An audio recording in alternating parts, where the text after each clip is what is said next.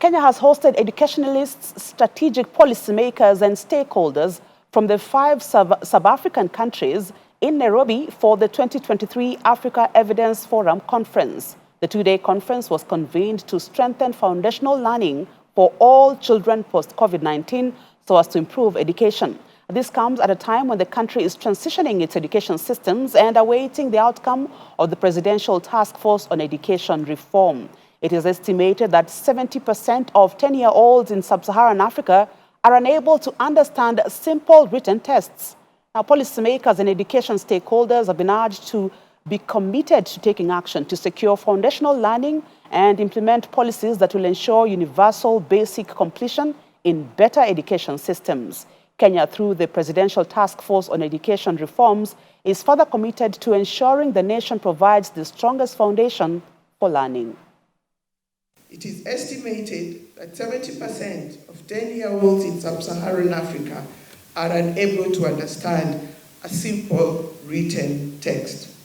The recent African Union Declaration on Transforming Education towards the achievement of the Continental Education Strategy for Africa and the SDG 4, along with other commitments, acknowledge the learning crisis and recognize foundational learning as a priority. By the time the child is finishing grade 3 in our Kenyan context, to be able to read with fluency and comprehension, so understand what they are reading, and also be able to reason with numbers. We know that we have a big gap in our country. Looking at the latest USAWA Agenda Report of 2021, only 40% of those children in grade 4 are able to read at grade 3 level.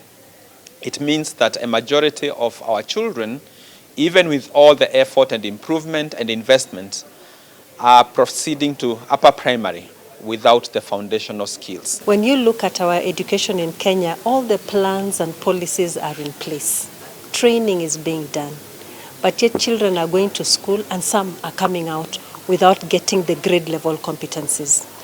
So what we are saying is that we need to now do something with urgency.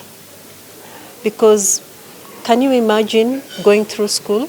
6 years, you're in grade 6, and there are some who are now in junior secondary, perhaps, who are not able to read. It means then you begin to fail, and the school system is failing you. And so that is why this is about really coming to put together our energies so that we can see what we need to do once and for all.